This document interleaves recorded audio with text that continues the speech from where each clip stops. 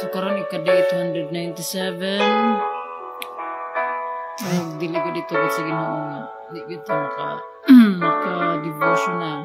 Nadugay ko kay na ay medyo saba kay ng uwan. So karon ika-day 297. So today is Monday, November 18, 2024. God is good all the time, and all the time God is good. So atong topic is when bad things happen. So murag ni siya nga topic. So when bad things happen, so ang word nasa diri sa John chapter 14 verse 27. Nga nag-ingon, I leave you peace, my peace I give you. I do not give it to you as the world does, so don't let your hearts be troubled or afraid. So let us pray. Father God in heaven, Lord, we glorify your name. Come, Ginoo, Lord God, maghari ka, Lord God, sa imong kinabuhi. Lord, karong orasan, Lord God, may halad diha kanimo, Lord God, ang pagtuon sa imong pulong. Nga ikaw ang Ginoo, Lord God, mo ay magapatubo, Lord God, sa imong pagtuo diha kanimo. Lord, gamita ang imong pulong, Lord God, mag-iistorya ka kanamo, Lord God, pinaagi niini nga dili kami angay nga mahadlok, Lord God, tungod kay ikaw kauban ka namo sa kanunay. Lord, salamat sa imong kauban ka namo, Lord. Salamat sa imong kaalam, sa imong kahibalo, Lord God, na makasabot kami, Lord. Whatever man nga among makapunan karon, Lord God. Ikaw ang Ginoo, Lord, maging makatandong gahikap, Lord God, sa mga maminaw ni ini nga pulong. Nga ikaw mo ang magpatubo ni ini. Mga magtisok, Lord God, ini sa mga kasing-kasing maminaw, Lord God, mudawat diha kanimo, Lord God. Tungod kay mudawat kanimo, imong gitagaan mo. O katungod nga mahimong anak sa Ginoo. Ikaw, Lord God, kining tanan, amhan, para kini sa imong kahimayaan. Dalaygon ka, Diyos, suway katapusan. Imong tanan dungog himaya. Kining tanan sa pangalan ni Jesus. Amen. So when bad things happen, it's understandable that we might feel afraid. So in fact, it's good to be afraid if our fears keeps us from behaving foolishly. When our own troubles or the world's troubles leave us fearful, we should discuss our concerns with the people who love and care for us. Parents and grandparents can help us understand our fears, and they can help us feel better. That's why we need to talk with them. So, talk to other people also, our friends, our family. So, it's okay to be afraid.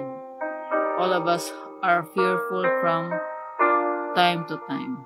And it's good to know that we can talk about our fears with our loved ones and with God. When we do, we'll discover that fear lasts for a little while, but love lasts forever.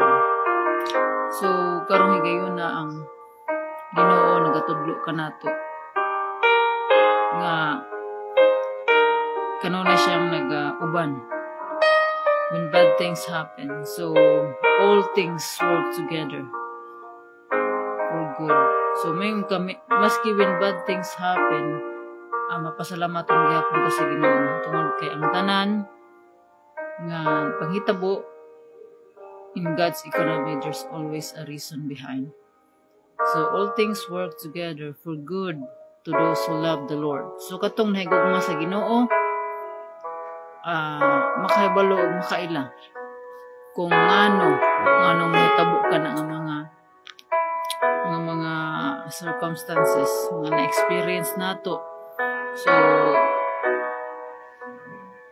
daghantag mga story sa Bible nga ato ang kakuhaan og mga pagtulunan. So, katong the story of Joseph. So, when bad things happen, so kung atong i-look back ang story ni Joseph, so ang iyang mga igsuon na ay daotang plano para sa iya, pero God meant for good. Kung wala pa to nahitabo kang Joseph, dili ma-save ang iyang family. So mo na nga sa matag higayon nga naatay ma-experience nga murag may nga malas man siguro ni nga adlaw, way klaro nga adlaw. So daghan tag mga kuan, daghan tag mga babulbol nga nang inani ang natabo nga nang natabo na ana, itabo na ana. Ngano. When bad things happen, God always naay katuyuan ang Ginoo, naay rason ang tanan. So mao na nga if we trust in the Lord with all our heart, dili ta madali-dali nga ma-down, masyak man ta, pero we know nga ang Ginoong atong gisaligan matinud-anon. God is faithful. Kanunay niyang ginatuman ang iyahang mga saad. So ang Ginoo dili bakakon. So tanan niyang saad iya gayon pagatumanon.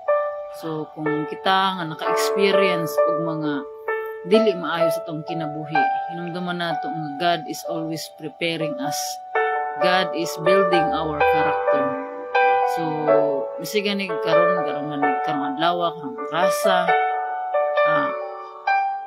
kanang gibalin na ako'y mingon nga late naman unsa may kuan wa ko naka sayo tungod kay daghan og mga distractions, tapos uwan pa, kung uwan man gud is dili magdungog kay duol ra atop ni kisami. So mo ni nga paabot lamang dayon magpa pasensya. So mo na nga God is building my patience. So ato matag sa kanato ang Ginoo naga